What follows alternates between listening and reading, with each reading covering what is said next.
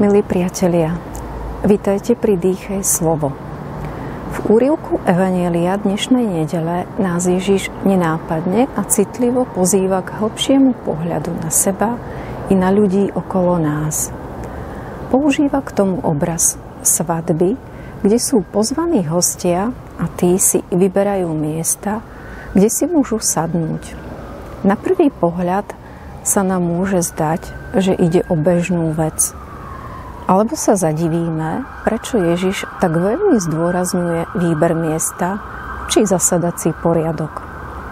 Celý príbeh začína tým, že Ježiš sa vyberie povedzme na obed do domu veľmi uznávaného farizeja, teda spoločensky populárneho a vážneho muža. Ocitne sa v spoločnosti tzv. Smotánky.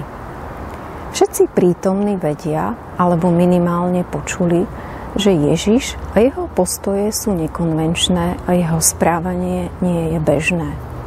A preto ho pozorujú. Dôvod ich pozornosti mohol byť dvojaký.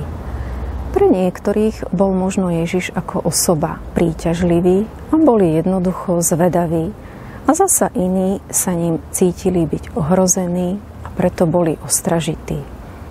Možno tam boli aj takí, ktorí vo svojom vnútri pocitili naozaj úprimný záujem. Chceli vedieť, kto to je a čo bude hovoriť.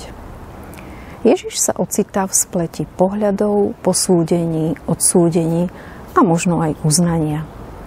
Vie to a predsa neobchádza aj takúto spoločnosť, neodmieta ich a vstupuje s nimi do dialógu. Ježiš ale tiež pozoruje svoje okolie. Asi to musel byť celkom zaujímavý pohľad, vidieť, ako sa niektorí snažia zabezpečiť si dobré miesto a pretekajú sa v tom s veľkou vážnosťou. Chce im ponúknuť niečo nové, vidieť situáciu seba i druhých okolo z inej perspektívy. Začne teda príbehom o pozvaní na svadbu. Cez príbeh ponúka užitočné rady, no v skutočnosti nejde len o rady, ale hovorí o možných iných postojoch či zmene života. Je dobré sa na seba pozerať v pravde, nepreceňovať sa, ale ani nepodceňovať sa.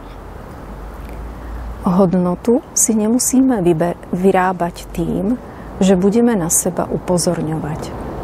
Nepotrebujeme si ju vyrábať tým, že si niekam sadneme alebo niečo urobíme. Upozorňovať na seba však môžeme aj opačným spôsobom. Túžime po uznaní okolia natoľko, že samých seba postavíme do úlohy tých najúbohejších. No v skutočnosti túžime po prvom mieste. Byť si vedomý toho, kto sme, mať vlastnú dôstojnosť a tiež byť si vedomý aj dôstojnosti druhých, tej skutočnej dôstojnosti. Hodnotu si nemôžeme kúpiť či zabezpečiť sami. Iní môžu oceniť naše skutky, ale hodnotu nám nedajú. Hodnotu totiž máme. Môžeme ju objavovať a žiť.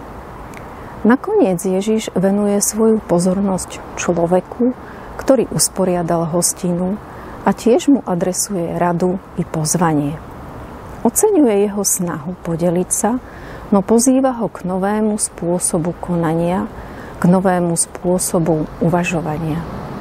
Nedávaj iba tým, ktorí vrátia, skús konať nezištne, podeľ sa s tými, ktorí nemajú, nedokážu vrátiť a často ani nevedia. Nečakaj žiadnu odmenu, a to ani vo forme pochvaly. Odmena príde, ale nie merateľná ľudsky, no vo forme skutočného života, pokoja vnútra. Pozvanie k novému pohľadu na seba, na druhých a pozvanie k novému konaniu. Čo by to mohlo znamenať pre nás?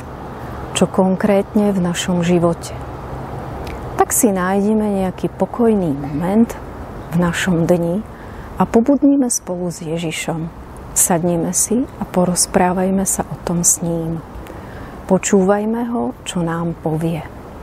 Prajem vám príjemný čas.